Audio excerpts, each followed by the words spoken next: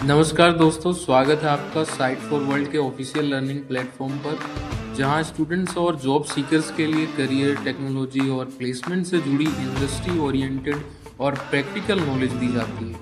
अगर आप अपनी स्किल्स को नेक्स्ट लेवल तक ले जाना चाहते हैं तो आप बिल्कुल सही जगह पर आए हो। चलिए शुरू करते हैं आज का इम्पोर्टेंट सेशन। नमस्ते स्टूडेंट्स, आज का टॉपिक है डायमेंशनैलिटी रिडक्शन। रेडी हो? फोकस मोड ऑन है। चलिए मशीन लर्निंग के इस डेटा बीस्ट को टेम करना सीखते हैं। ओके, सोचो क्या हो अगर मैं कहूं कि ज्यादा डेटा यानी ज्यादा फीचर्स आपके मॉडल को एक्चुअली बेहतर नहीं बल्कि खराब कर सकता है। हाँ, अजीब लगाना सुनने में, पर ये सच है और इसी प्रॉब्लम को, इसी गुत्थी को आज हम सुलझाएंगे। तो इस अजीब सी प्रॉब्लम के पीछे का रीजन क्या है? इसके पीछे है मशीन लर्निंग का एक बहुत ही क्रिटिकल कॉन्सेप्ट। नाम है द कर्स ऑफ डायमेंशनैलिटी। और हाँ, ये सुनने में जितना ड्रामेटिक लग रहा है ना, उतना ही इंपॉर्टेंट भी है। ध्यान से सुनना। अब सवाल ये है कि इसका मतलब क्या है। बिल्कुल सिंपल भाषा में समझो। जैसे जैसे हम अपने डेटा में फीचर्स यानी डायमेंशंस ऐड करते जाते हैं, डेटा पॉइंट्स एक दूसरे से बहुत दूर होते जाते हैं। एक एग्जाम्पल से सोचो, 10 लोगों को एक लाइन में खड़ा करना और उन्हीं 10 लोगों को एक बड़े से फुटबॉल फील्ड में खड़ा करना। फील्ड में वो कितने दूर दूर और बिखरे हुए होंगे, राइट? डेटा के साथ भी बिल्कुल ऐसा ही होता है। समझ आ रहा है? तो इससे प्रॉब्लम क्या हुई? प्रॉब्लम ये है कि जब सारे डेटा पॉइंट्स इतने दूर हो जाते हैं तो सबसे पास वाला पड़ोसी यानी नियरेस्ट नेबर का कॉन्सेप्ट ही बेकार हो जाता है। सोचो ना, अगर सबसे पास का पड़ोसी ही मीलों दूर हो तो उसको पड़ोसी कहने का क्या फायदा? इस प्रॉब्लम की ग्रेविटी समझ आ रही है? एल्गोरिदम्स जैसे के नियरेस्ट नेबर्स यहाँ आके फेल हो जाती हैं। तो इस कर्स के रियल वर्ल्ड साइड इफेक्ट्स क्या हैं? ध्यान देना, ये इंटरव्यू में जरूर पूछते हैं। नंबर 1, मॉडल के ओवरफिट होने का रिस्क बढ़ जाता है। मतलब मॉडल ट्रेनिंग डेटा को तो रट लेगा पर नए डेटा पर फेल हो जाएगा। नंबर 2, सही रिजल्ट के लिए आपको इतना ज्यादा डेटा चाहिए होगा कि वो प्रैक्टिकल ही नहीं है। नंबर 3, कंप्यूटेशन इतना स्लो हो जाता है कि सिस्टम ही हार मान लेगा।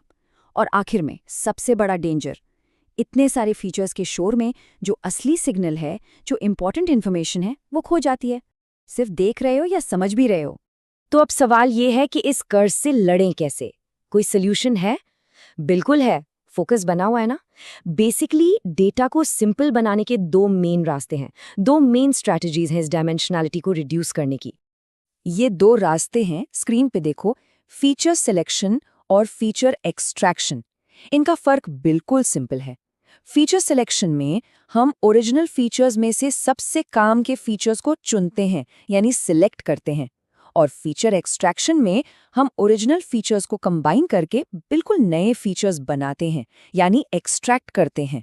तो एक है पिकिंग और दूसरा है मेकिंग। सिंपल है ना? कॉन्सेप्ट क्लियर हुआ? चलो अब पहले रास्ते को यानी फीचर सिलेक्शन को थोड़ा डिटेल में देखते हैं। इसको ऐसे समझो जैसे क्रिकेट टीम में सबसे बेस्ट प्लेयर्स को सिलेक्ट करना। हम ओरिजिनल डेटा सेट में से बस सबसे जरूरी फीचर्स को ही रखते हैं और बाकियों को ड्रॉप कर देते हैं। Clean and simple. अब इस सिलेक्शन के 3 पॉपुलर तरीके हैं। ध्यान से सुनना, ये इंपॉर्टेंट है। Number 1, filter method. इसे पिकी ईटर समझो।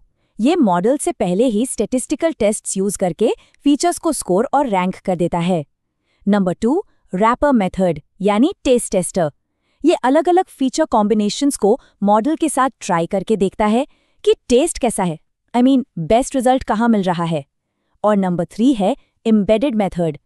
ये स्टार शेफ जैसा है, मॉडल की ट्रेनिंग के दौरान ही फीचर सिलेक्शन भी कर लेता है। तीनों की एनालॉजी समझ आई?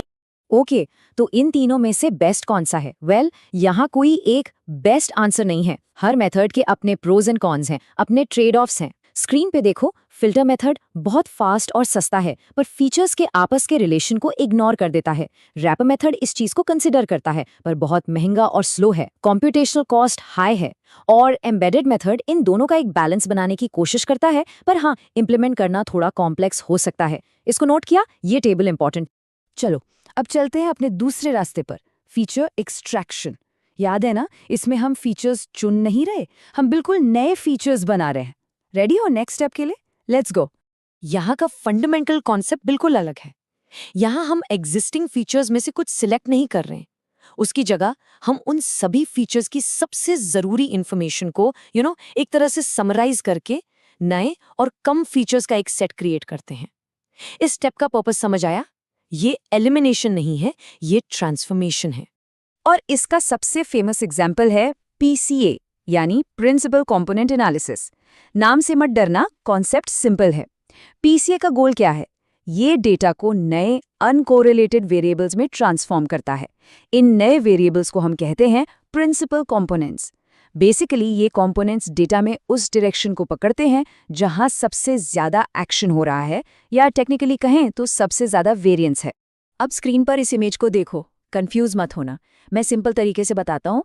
इमेजिन करो कि ये जो बिखरे हुए पॉइंट्स हैं, ये अपना ओरिजिनल डेटा है। PCA क्या करता है? ये इन पॉइंट्स के बीच से एक ऐसी नई लाइन यानी एक नया एक्सिस ढूंढता है जिसके ऊपर डेटा सबसे ज्यादा फैला हुआ है। ये बन गया हमारा प्रिंसिपल कंपोनेंट 1। फिर इसके परपेंडिकुलर एक दूसरी लाइन ढूंढता है जो बची हुई इन्फॉर्मेशन को कैप्चर करती है।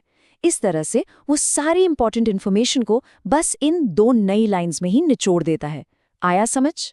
तो साफ है कि PCA पावरफुल तो बहुत है, लेकिन हर अच्छी चीज के साथ एक बट आता है।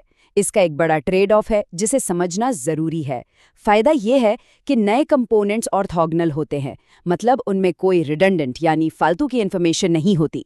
पर इसका नुकसान ये है कि ये नए कंपोनेंट्स ओरिजिनल फीचर्स का एक मैथमेटिकल कॉम्बिनेशन होते हैं। मतलब उनका रियल वर्ल्ड मीनिंग क्या है, ये इंसानों के लिए समझना या इंटरप्रेट करना बहुत मुश्किल हो जाता है।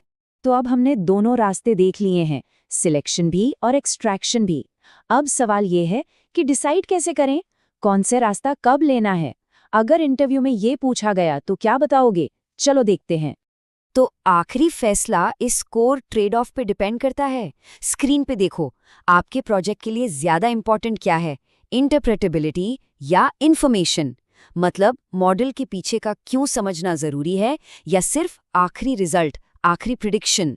फीचर सिलेक्शन में इंटरप्रेटेबिलिटी हाई रहती है क्योंकि फीचर्स का ओरिजिनल मतलब बना रहता है, जबकि फीचर एक्सट्रैक्शन में प्रिडिक्टिव पावर ज्यादा हो सकती है, पर नए फीचर्स एब्स्ट्रैक्ट होते हैं, उनका कोई रियल वर्ल्ड मीनिंग समझना मुश्किल होता है।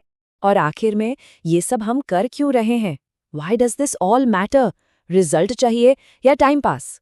इसलिए जरूरी है क्योंकि डायमेंशनैलिटी रिडक्शन से हमारे मॉडल्स सिंपल बनते हैं, उनकी ट्रेनिंग फास्ट हो जाती है, नॉइस कम होने से परफॉर्मेंस बेहतर होती है और ओवरफिटिंग का खतरा कम होता है। और सबसे कमाल की बात, इसकी मदद से हम इस कॉम्प्लिकेटेड हाई डायमेंशनल डेटा को 2D या 3D में प्लॉट करके लिटरली अपनी आंखों से देख सकते हैं। How cool is that? तो आज हमने क्या सीखा? हमने देखा कि ज्यादा डेटा हमेशा अच्छा नहीं होता और उस कर्व से कैसे डील करना है। प्रैक्टिस करोगे ना, सिर्फ देखने से नहीं होगा। मैं आपको इस एक सवाल के साथ छोड़ रहा हूं। एक परफेक्ट मॉडल की खोज में ज्यादा जरूरी क्या है, प्योर प्रिडिक्टिव पावर या ह्यूमन अंडरस्टैंडिंग? ऐसा मॉडल जो जबरदस्त प्रिडिक्शन दे पर समझ ना आए, या वो मॉडल जिसे हम पूरी तरह समझ सकें? सोचना इसके बारे में। अगर कोई डाउट है तो कमेंट सेक्शन में बताना। तो हमारे चैनल को सब्सक्राइब कीजिए और वीडियो को अपने दोस्तों के साथ शेयर जरूर कीजिए। कमेंट सेक्शन में अपना डाउट या नेक्स्ट टॉपिक लिखना मत भूलिएगा।